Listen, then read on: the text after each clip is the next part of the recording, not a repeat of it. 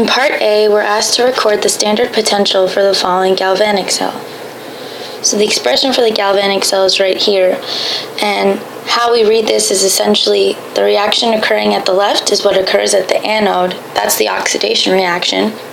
And the one that occurs on the right over here is what happens at the cathode, and that's the reduction half reaction.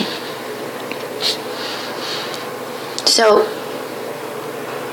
in the table of the reduction half reactions that's given to us here, we're given the reduction half reactions for gold, and we're also given the reduction half reactions for zinc. However, zinc is not reduced in the reaction, it's actually oxidized. And so what we have to do is we have to change the sign.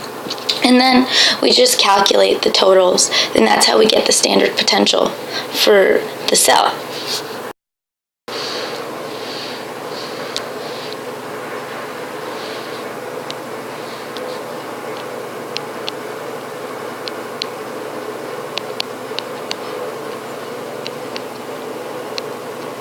So that's a positive 0.76, and we get a total of 1.56 volts.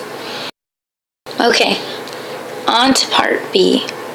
We're asked to drag the appropriate items to their respective bins. So let's just think about what occurs really quickly in a galvanic cell at the anode and at the cathode. So again, from the expression given up here, like I said earlier, we're reading it from left to right. So zinc solid is being oxidized at the anode, and gold cations are being reduced into gold solid at the cathode. So what that essentially means is that at the anode, you will find zinc solid, and at the cathode, you will find gold solid. The cathode will gain mass because the gold cations will get reduced when the electrons flow over from the salt bridge, and gold solid will then be made on the cathode plate. So it gains mass.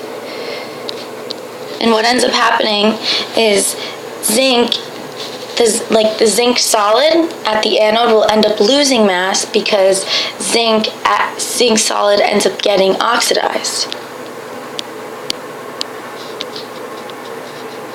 The cathode is what attracts electrons, because the cathode is essentially where the positive charge is. It's the positive electrode.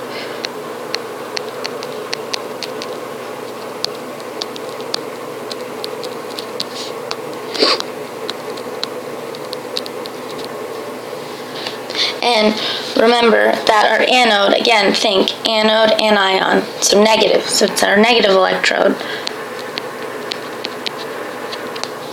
And that's where positive charge accumulates.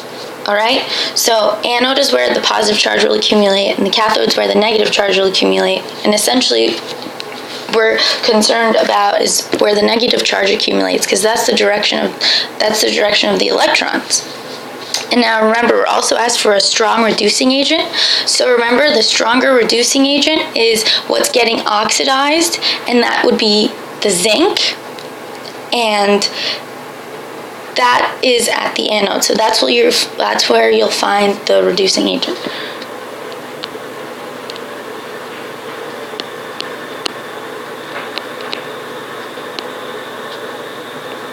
All right, hope this helped.